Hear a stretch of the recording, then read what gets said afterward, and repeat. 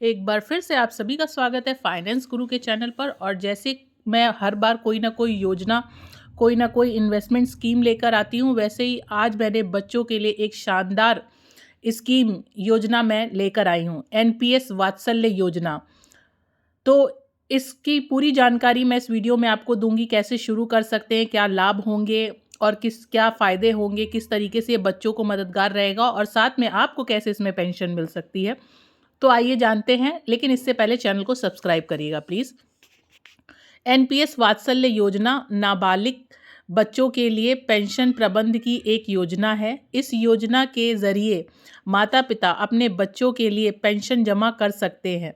यह योजना pension fund विनियम और विकास प्राधिकरण पीएफआरडीए द्वारा मैनेज की जाती है। तो कई पेरेंट्स सोच रहे होंगे बच्चों को पेंशन की क्या रिक्वायरमेंट, बच्चों को भविष्य में आगे चल के डिफरेंट पड़ाव पे हमें उन्हें पॉकेट मनी देनी पड़ती है, तो इसके द्वारा वो पैसे पा सकते हैं।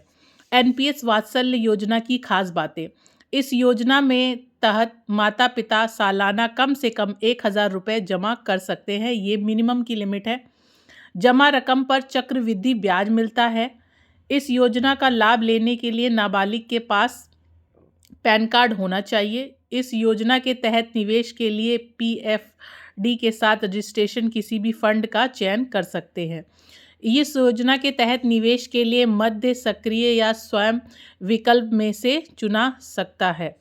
इस योजना का लाभ सभी भारतीय नागरिक ले सकते हैं। इस योजना का लाभ लेने के लिए नाबालिग के कानूनी अभिभावकों भी खाता खोल सकते हैं। इस योजना के तहत बच्चों की उम्र 18 साल की होने के बाद जमा रकम को निकाला जा सकता है। तो आइए, मैंने अपने बैंक के थ्रू एक ब्रोशर डाउनलोड किया है, जिससे कि और डिटेल में मैं आपको बता सकूं कि पहली बात तो नेशनल पेंशन सिस्टम एनपीएस है क्या। NPS is defined contribution voluntary retirement saving investment scheme regulated by Pension Fund Regulatory and Development Authority PFRDA and central government. It is operated with the participation of Central Record Keeping Agency CRA.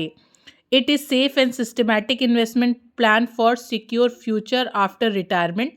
NPS can be opened through online and offline mode via authorized bank. So ये eligibility है tier 1 में, और tier 2 में क्या क्या requirement है। Any Indian citizen जो tier 1 में 18 to 65 कैन ओपन, और सेम टीयर 1 जैसा ही टीयर 2 में भी है। मिनिमम आप 500 से खोल सकते हैं टीयर 1 लोकेशन में, और टीयर 2 में 1,000 रुपये से। Tier 1 account has lock in until the investor turns 60। जो टीयर 1 है 60 साल तक उसमें लॉक इन रहता है। Tier 2 account don't have any lock in period. Section 80C of the income tax permit 1.5 lakh रुपए तक का आपको एग्जेम्पशन मिलता है, और 50,000 अलग से।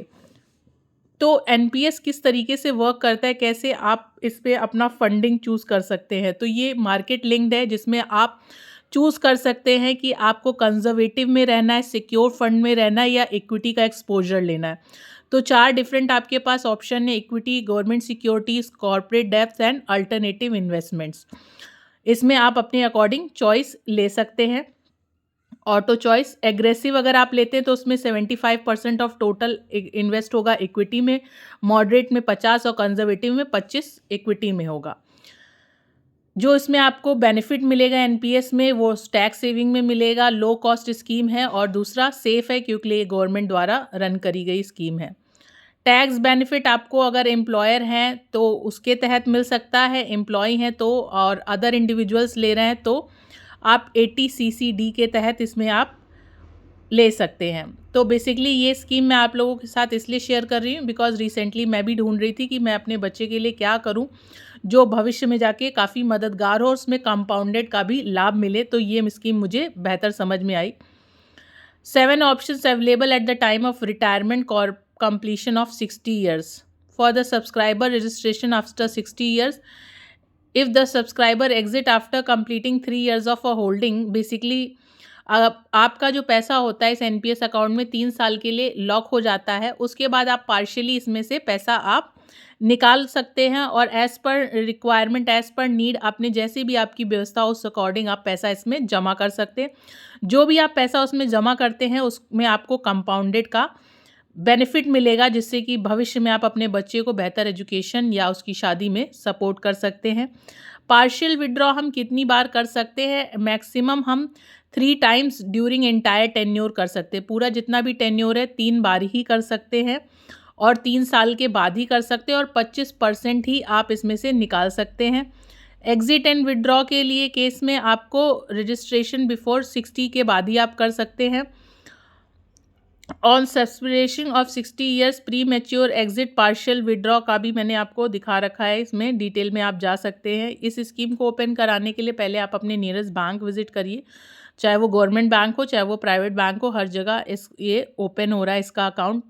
तो आप इसे अपने बच्चों के लिए, बेहतर भविष्य के लिए, उनकी शादी के लिए या उनको एक पॉकेट मनी खर्च देने के लिए आप इस योजना में निवेश कर सकते हैं। वीडियो अच्छी लगी हो तो लाइक करिएगा, सब्सक्राइब करिएगा। Thank you.